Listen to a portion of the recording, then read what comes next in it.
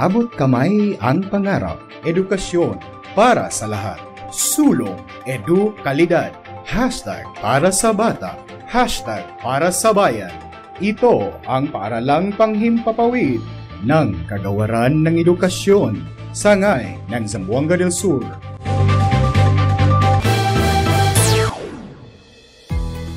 Halina't makinig, matuto at makisaya sa mga aralin sa Araling Panlipunan ng ika-4 na baitang. Panibagong karanasan, tuklasin! Makabayang araw sa mga minamahal naming mag-aaral ng ika-4 na baitang. Ito ang inyong paaralan sa Himpapawid sa Araling Panlipunan. Ako, si Teacher Ern, ang gagabay sa inyong paglalakbay. Halina at ating pagyamanin ang iyong kaalaman. Ngayon, nais kong kunin ninyo ang inyong Module 7 at umupo sa isang komportableng lugar at maging alerto upang maunawaan ang ating aralin ngayon. Tara na! Simulan na natin! It's Aral Time! Sa araw na ito, pag-uusapan at susuriin natin ang programa ng pamahalaan tungkol sa pang-infrastruktura. Ating balikan. Babasahin ko ang sitwasyon at pipiliin ninyo ang natatanging dapat gawin. Bibigyan ko kayo ng 5 segundo upang piliin ang tamang sagot. Unang bilang. Nakita mong pilit hinahablot ng isang mong kaklase ang bag ng isang mag-aaral habang naglalakad palabas ng silid-aralan.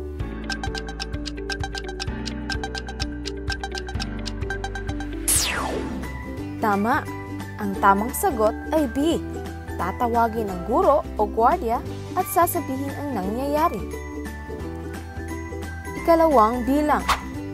Nag-anyaya ang inyong punong barangay sa mga nais tumahok sa seminar sa paggawa ng tusino na maaring pagkakitaan.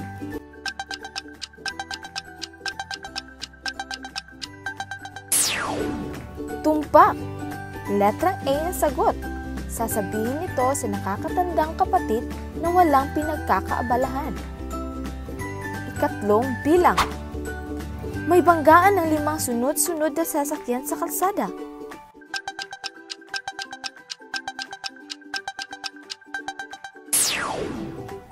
Ang galing! Letrang A. Alamin muna kung may grabing nasaktan. Ika-4 na bilang. Napanood mo sa telebisyon ang tungkol sa pag-aangkin ng China sa kalupaan at karagatang pag-aari ng Pilipinas.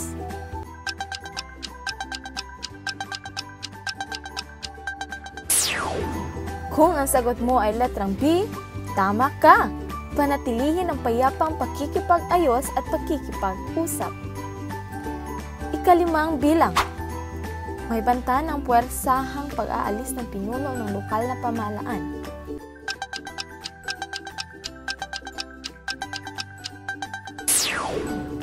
Ang tamang sagot ay letrang B. Ipagbigay alam ng lokal na pamahalaan sa pambansang pulisya. Ika-6 na bilang. Alam mong walang prangkisa ang motor na pinagmamaneho ng iyong tatay. Ano ang gagawin mo?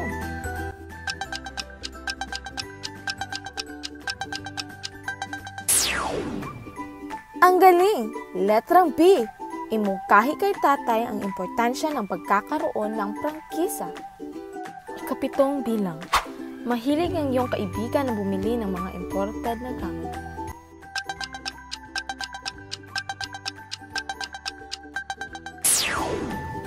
Tama! Letra A. Hikayatin ang kaibigan na tangkilikin ang produkto ng mga lokal na manggagawa. Ika-8 bilang. Maraming mangingisda sa inyong komunidad ang gumagamit ng dinamita upang makakuha ng mga isda.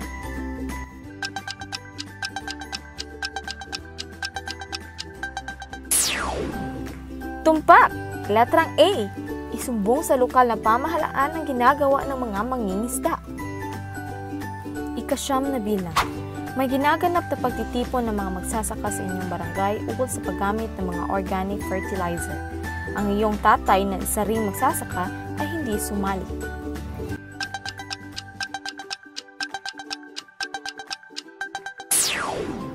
Ang tamang sagot ay letrang B.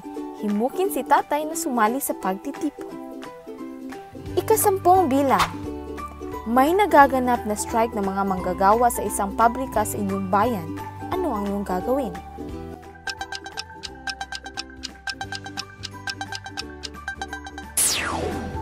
Magaling! Letrang B. Magtanong ukol sa nagaganap na strike. Galing! Nasagutan niyo ang unang pagsasanay. Ating tuklasin. Pansinin ang mga larawan. Ano-ano ang mga pangangailangan ng mga tao? Tama! Kailangan ng mga tao ng sariling sistema ng patubig, palengke, sariling ospital, gamit pang komunikasyon at paaralan, at hindi kakayanin ng bawat pamilya na magtayo nito ng mag-isa. Kung titingin ka sa iyong paligid, napakarami ng panibagong pang-imprastruktura na nagaganap sa bansa. Sa likod ng mga pagbabago o modernisasyong ito ay ang mga bunga ng iba't ibang paglilingkod ng pamahalaan. Ating suriin ang programa ng pamahalaan pang-imprastruktura. Upang mapabilis ang kaunlaran ng ekonomiya at makalikha ng maraming trabaho, lalo na sa mga lalawigan, nagbibigay ang pamahalaan ng kaukulang pondo para sa mga proyektong pang-imprastruktura na kinabibilangan ng national roads, mga tulay, mga paliparan, daungan, mga parola, mga silid-aralan, mga pasilidad na pang-edukasyon, sistema ng malinis at tustos ng tubig, irigasyon, port harvest facilities, mga istruktura para sa pagbigil ng baha or flood control, at proteksyon ng mga burol. Ang mga ahensya ng pamahalaan na nagpapatupad ng mga programang pang-imprastruktura ay ang mga sumusunod.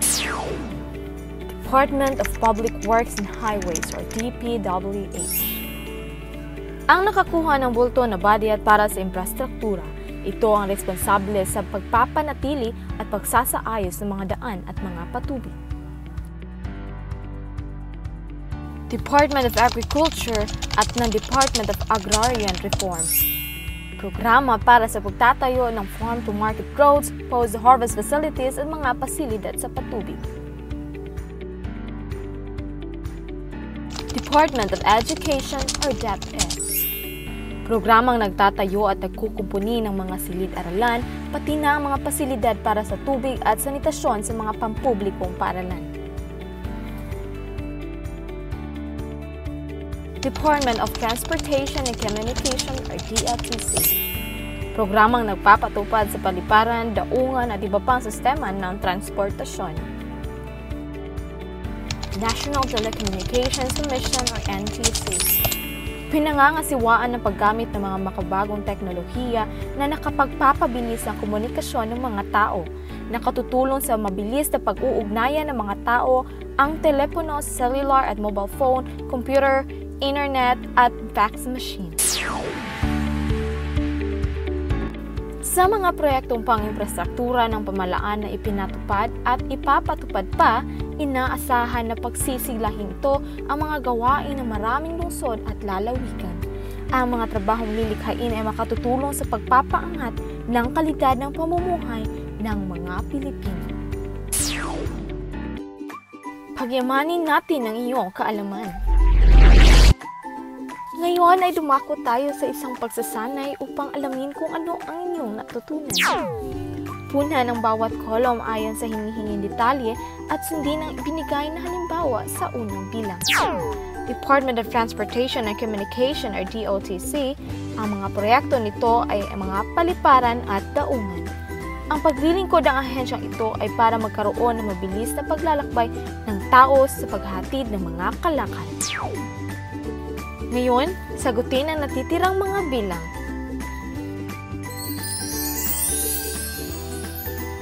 Napakahusay ninyo! Naging madali lamang inyong pagsagot dahil sa nakinig kayo ng mabuti. Sa panahon ng pandemya ngayon, nakita natin ang importansya ng mga infrastruktura, lalong-lalo na ang ospital. dapat nating tandaan, ang kahalagahan ng mga programa ng pamahalaan ay para rin sa kapakanan ng bawat mamamayan ng bansa. Kaya kapalit nito, dapat tayong makiisa laban sa COVID-19.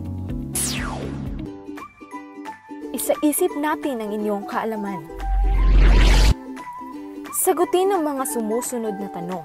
Gamitin gabay ang rubric sa pagsagot upang makuha mo ang mataas na puntos. Rubric sa pagsagot. 3 puntos, napakahusay kung tumpak at napakalinaw ang sagot sa tanong na ibinigay. 2 puntos, katamtaman, may kalinawan ng sagot, ngunit may ilang punto na nalilihis sa tanong na ibinigay. 1 puntos, kundi gaanong maayos kung lumihis ang kasagutan sa tanong na ibinigay.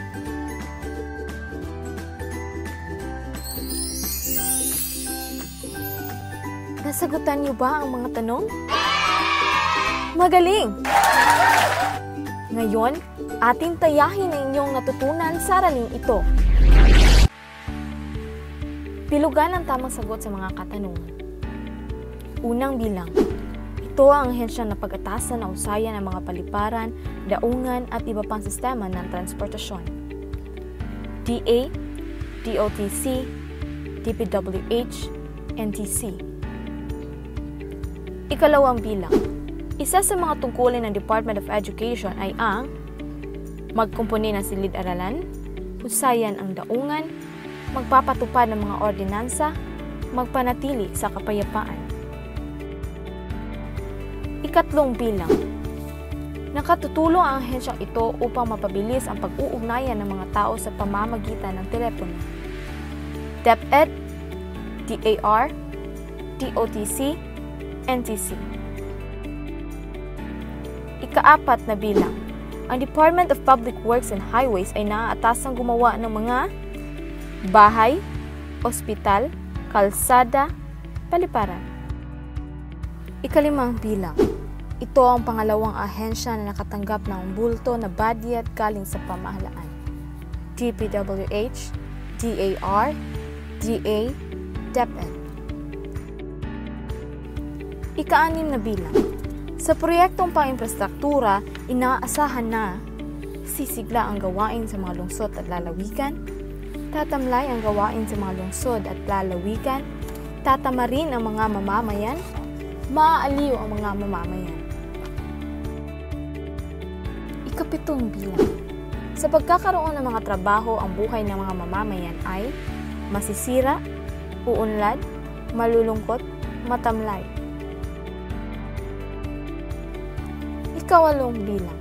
Ito ang ahensya na inaatasang gumawa ng mga programa ukol sa pagsasaka at sisilupin sa sariling lupain. DPWH, DepEd, DA, DAR. Ika-9 bilang. Ito ang ahensya na inaatasang magbigay ng mga pagtuturo sa mga magsasaka sa paggamit ng mga organic fertilizer at mga pesticide na walang halong kemikal. DPWH, DepEd, DA, DAR. Ika-10 bilang. Tungkulin ng pamahalaan ang mapabilis na pag-unlad ng ekonomiya at makalikha ng maraming trabaho, lalo na sa mga lalawigan. Ito ay tinatawag na programang pang-infrastruktura, programang pangkapayapaan, programang pangkalusugan, programang pang-edukasyon. Nasagutan niyo ba ang mga tanong ng tama? Napakahusay! Ngayon, para sa inyong karagdagan na kaalaman, sagutin ang karagdagang gawain. Gumawa ng isang slogan tungkol sa mga programang pang-infrastruktura ng pamahalaan. Ito ang rubric sa paggawa ng slogan. 10 puntos, napakahusay kung akma sa tema, artistic at napakalinis ang pagkaguhit at pagkakulay. 7 puntos, katamtaman kung akma sa tema, ngunit hindi masyadong artistic at hindi gaanong malinis ang pagkaguhit at pagkakulay. 5 puntos naman kung di gaanong maayos kung lumihis sa tema ang pagkaguhit. Pagkatapos sagutan ang unang gawain, ipagpatuloy ang pagsagot sa huling hamon sa gawain 2. Ibigay ang detaling hinihingi sa bawat kolong. Sa unang kolom, ilagay ang programang pang-infrastruktura at sa kabilang kolom, ilagay ang tungkuling ginagampanan.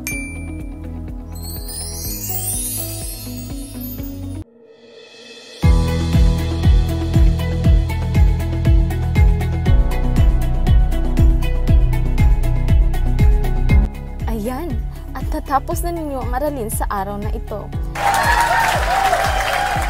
Naway marami kayong natutunan at nagpayaman niyo pa ang inyong kaalaman. Ako si Binibining Arnelyn S. Jimenez na nag-iiwan sa inyo ng kasabihang, mahirap ang daan tungo sa katalinuhan, ngunit mas mahirap ang daan ng habang buhay na mangmang. Kaya mga minamahal naming mga bata, mag-aral ng mabuti upang ang buhay ay bubuti.